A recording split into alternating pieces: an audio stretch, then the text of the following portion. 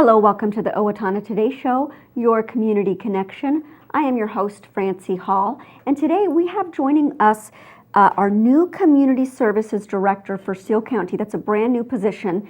Amy Roggenbuck is the person who is now occupying that brand new role, and we'll learn from her what that role entails. Also, we've got a very special visit with the Lieutenant Governor of Minnesota, Tina Smith. We joined her at the Owatonna Business Women's Luncheon last week, so we hope that you enjoy that interview as well. We want you to know also that if you have ideas for topics or guests for future shows, we would love for you to contribute them. We'd love to get them on the show for you. So do please contact us. You can contact us at owatonnatoday@charter.net, or just like us on Facebook and post to us and let us know what you would like to see on the show. Before we get to our next guest, please do enjoy this word from our sponsors. I'm Dan Branstead of Carlson Branstead and Company, Certified Public Accountants. We support the Owatonna Today Show. Owatonna Public Utilities, real people, real reliable, real progress. Making life a little easier day after day, taking pride in our community, listening to what you say, a voice you can talk to. We're growing with you.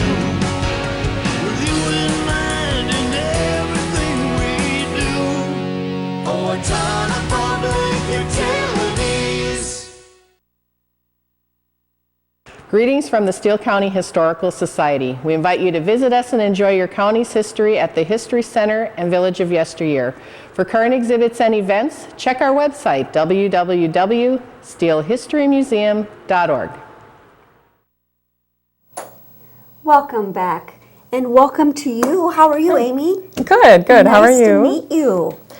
Thanks, you too. Thanks for having me on today. Absolutely. So you are occupying a new role for the county. First, let's just hear a little bit about you and your background. So where do you come from, and what is your background? What is your experience? Well, I'm a graduate from Allendale Geneva High School. So that can maybe give you a guess Local. Of how old I am. Yes, I'm somewhat local. I then went and got my bachelor's degree as a community health specialist up at the University of Minnesota Duluth. Since that time, I've spent my career in prevention and have really worked at both the state and the county level government. The state and the county level. So you've got all kinds of experience. So it's relevant to what you're undertaking. Yes. So this new role, before we get to what this new role is, what were you doing, what was your role with the county before this new role? Oh, before this one. Well, I came from Waseca County as the public health director over there, and also the community health services administrator for Lucerne and Waseca County. So I was over there for approximately a couple years. Okay. This role is a little different. I have this role here for Dodge and Steele County, but on top of that, I'm also the Community Services Division Director, which is a new role for Steele County. So when you say you have this role, you mean public health? So you are the Director of Public Health for Steele and Rice? For Steele and Dodge. Steele and Dodge, sorry. Yep. Steele and Dodge, okay. Yeah. And now this new role. That's a lot. Tell us about this new position, Community Services Director. What does that entail? About 4 or 5 years ago, the county was looking at kind of doing some restructuring here. And so I think at this point, they're kind of in their implementation stage. So I was the first of the division directors to be hired. Under this division will sit environmental services, veterans services, the extension office, and then also our public health. So I think the role is, there were approximately 19 to 20 department heads that were reporting to the county administrator, and they felt that was getting to be too large because we are growing. So I think the commissioners at the time felt that we needed to do a little bit of some restructuring and not have so many people report to the county administrator Sure, directly. so some of those folks are reporting to you now instead of to the county Right. administrator. And when you say the county administrator, what are we called now? Help me understand. What is Okay, that? so that is our human services side. Oh, okay. The Min Prairie Okay. Alliance. That would be on our human services side. So Dodge, Steele, and Waseca counties joined as of January 1st to put out our human services Okay. out there. So we work really closely with them. Different But- organization yes. entirely. And so similarly, we are now also partnering, just like we are with the human services, are partnering multiple counties. We are partnering multiple counties together to provide some of the Right, services. yeah, we're a little different in the public health side in that Dodge and Steele County, the boards at this time felt that they wanted to keep the two public health separate but share a director. So we are looking at, that's been what I've been doing this past month, is just trying to assess some of the best practices that are happening in both counties. There's some great staff in both counties, and they've really been keeping things afloat. And so my main job is just to kind of come in and sit back and see what's going on, and then possibly use some of those best practices between the counties to help streamline some of our services. Sure, okay, because you've got an eye on both of them, so you've got a good perspective to understand what's going on, what's being done well and what's not, and what we can change. Is that about right? Yeah, right. What are some of the things that you're most looking forward to in this new role with, environmental services, veteran services, the extension services, public health? God, that's a lot. What are you hoping that you can accomplish as the person overseeing all of those organizations? Well, like I said, I hope we do partner between these departments and oftentimes serve some of the same people in the community. They're all community services. They're all outreaching to our communities. So there's some similarities, but then they all have their specialties too and their expertise. So my goal right now is just to find out all the wonderful services that we're already offering out there. Sure. If something's not broken, no need to change it. Absolutely. So just kind of finding my way around. I know there's some great staff that are working in all of these areas. And so my role, I think, is to be there to help maybe improve some of those services, set some short-term and long-term goals. Also, as a supervisor, I feel my job is to help people reach their full potential in their jobs. Well, we want people to enjoy what they're doing and Yes. to be operating at their maximum level of effectiveness. So Yes. that's not a bad goal. That's good. What are some of the biggest challenges that you think are facing our community and our community services right now? Well, again, you're new at this. I Sorry am. to put her on the spot, but what are some things you already know are challenges in terms of some of these areas? This is happening everywhere, but we know that the baby boomers are starting to retire and leave their jobs. So one of our charges, I think, is going to be trying to attract new staff and retain staff. Also, when you look at our population as a whole with all of these services, there will be a greater population that is moving into that senior citizen category or our senior population, and it's our charge to take care of them and make sure that they can live their life as healthy and as long as possible. That's really important. So- We've got a large senior population with the baby boomers, and so you're saying some of them are going to be leaving They the are field already, that you're working yes. in too. So it's not just that we're supporting more for their health and safety, but we're also needing to Right. attract more people who Yes. to fill the roles that some of these boomers are going to be. Yeah, vacating. we have decades of experience walking out the door, decades of that wisdom and experience. So I try to, if I know somebody's getting up towards retirement, I really try to get what's in their head down on paper so that we can try to keep some of that experience Absolutely. for our new people coming in. Do you think things will shift at all so that we might actually retain some of the older folks on a part-time basis if they want to stick around a little bit, or how does that work? I have seen that. There's been some directors across the state that have been retiring this year, and they We are asking, some of them are wanting to come in and do some part-time contracting just to keep on a pulse on things. So Sure. we certainly welcome that. Yes, that historical knowledge is so Yes. important, you know, that we have that. What are some of the, so environmental services, for example, what does environmental services do? I don't have a clue about that. They're very, they get into a lot of different areas, I should say. Our landfill and recycling is under them. Also, they do a lot of things with permitting, look at things like feedlots, if those are coming up. There has to be, if there's a proposed feedlot, there has to be a meeting with Community neighbors. hearing and yes. everything, okay. Yep, so they're pretty diverse. They also, we partner with them a lot with public health on any kind of public nuisances, so garbage houses, those type of things. Oh, really? Yeah. Okay. So if there's a house that we know is infested with something horrible because it's just not clean and all of that, we would call public health on that? And we would, or environmental services? Well, either Both. one, both. Really? Okay. Either one of us. Yep. Does environmental services have anything to do with like the water quality? Yeah, they or do. things like that? Okay. Yep. They do get into that area too.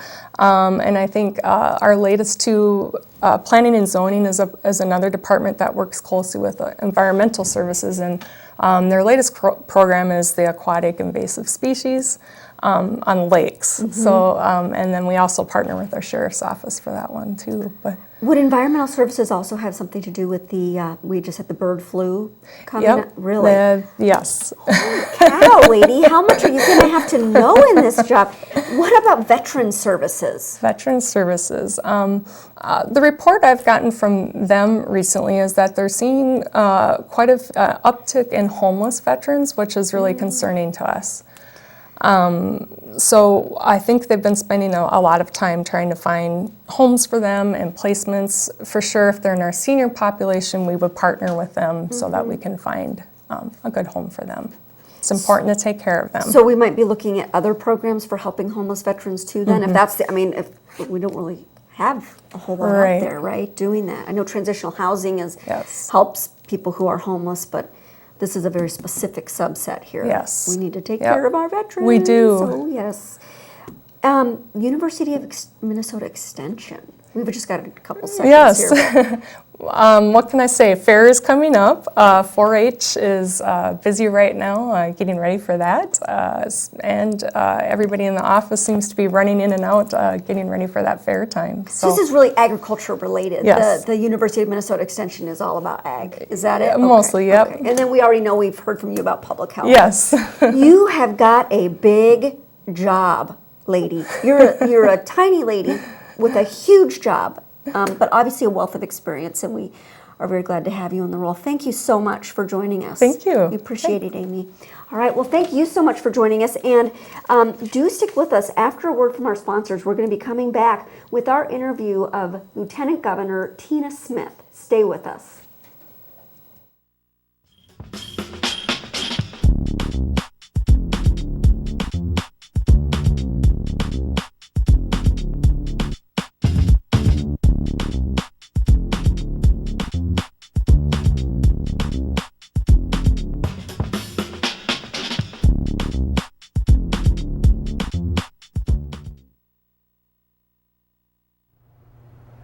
Recreational fires are allowed within the Owatonna city limits. They must be contained within a fire pit or a device designed for such use, and can be 3 feet in diameter and no more than 3 feet high. They must be 25 feet from a building or combustibles. Only untreated or unpainted woods must be used. Fires must be attended by a person at all times that are capable of extinguishing the fire. This has been a safety tip from the Owatonna Fire Department. Hello, I'm Glenn Mager. And I'm Michael Mager with the Brick Mager Funeral Home and the Medford Funeral Home. At Brick Mager, we are privileged to have served the families of Steele County community for 118 years. Whether you choose traditional burial or cremation, we promise the tribute your loved one deserves with the peace of mind that you require. We are proud to be part of the Owatonna Today Show. Hi, this is Barry Gillespie, president of ERA Gillespie Real Estate, where our pledge is to save you money, save you time, and simplify your life. And we're proud supporters of the Owatonna Today Show. Hello, I'm David Einhaus with the Owatonna Foundation. Thank you to all of our donors who have helped make Owatonna a better place to live. Will you join us today with a financial gift? Owatonna Foundation is a proud sponsor of the Owatonna Today Show. Welcome back to the Owatonna Today Show, your community connection. I'm your host, Francy Hall, and we have pre-filmed this last Tuesday. We are with the Owatonna Business Women Luncheon, and we are visiting with your Lieutenant Governor, Tina Smith. So welcome so much, Tina, to Thank Owatonna. you. I'm delighted to be here. It's wonderful, and it was fantastic to hear what's happening with the Owatonna Business Women's Organization. What a great group. It is a great group, and we had a very good time. Sorry you all missed it, but we're filming here and talking to Tina for you. And so, Tina, I think a lot of people probably want to know, first of all, who you are and what do you do as Lieutenant Governor? Yeah. Well, so I moved to Minnesota almost 31 years ago with my brand new husband, Archie. And we had hardly anything except great educations and about $60,000 in school debt and a beat up orange car and great jobs. And great jobs. Okay. And so my first job was at General Mills, where I worked in marketing. And then after a couple of years, I left to start my own company. And I did that for quite a few years. And in the meantime, I got involved in my community through volunteering on local elections for state legislator. And gradually one thing led to another, and my love of getting involved in the community became more of my job. I worked for the city of Minneapolis as the chief of staff for the mayor of Minneapolis. Now, how do you get that job? Because you don't just walk into that job. So what experience took you to that road? Well, I think it was just experience. I think probably partly it was some of my business management experience and also my my political experience. But I mean, that was a job where when somebody first suggested to me that I should be chief of staff for the mayor of Minneapolis, I was like, seriously? I don't know how to do that job. But, I figured it out and it worked out great.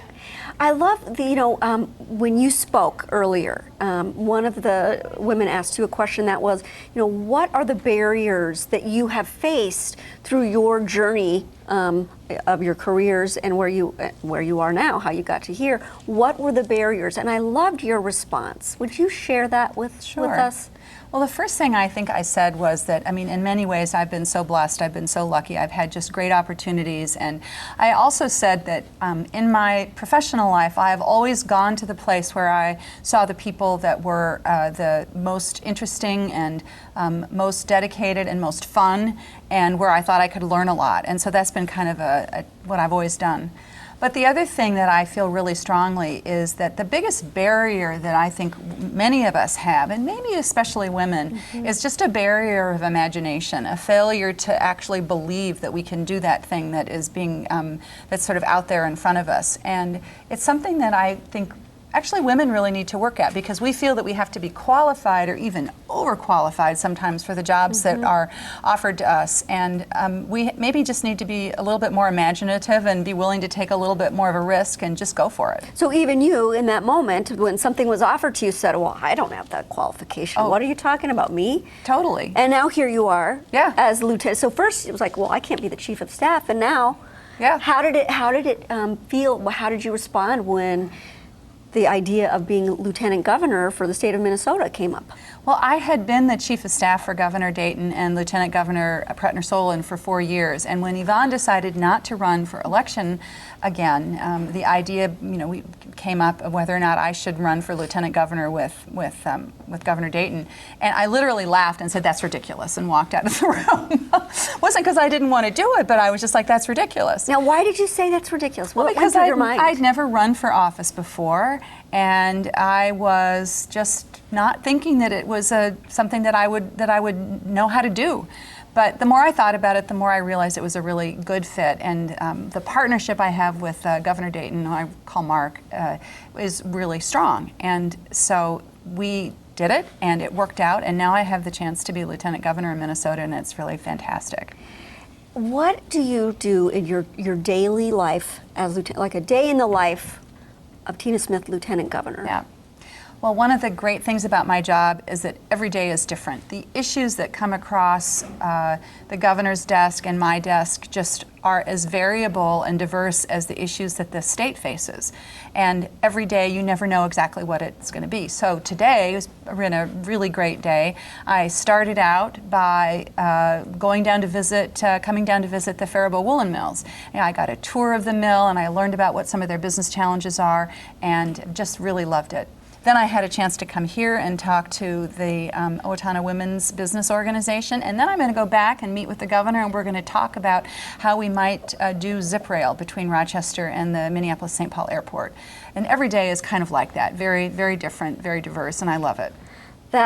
That's pretty diverse. The woolen mill and zip line for from the cities down to Rochester. At least it's sort of focusing on the southern part of the state today. That's right, and we are so important in the southern part of the state. That is Just so remember true. that. I totally remember that. I know it. I mean, I was just looking at the diversity of employers in Owatonna, and it's really, really fantastic, from manufacturing to financial services, and it's really great. I'm not a native Owatonnan, and when I came here and saw all that was going on and that they impact the world, I was amazed. Yeah. I mean, there's a lot going on here, and obviously a lot going on because we have you here, so we appreciate it.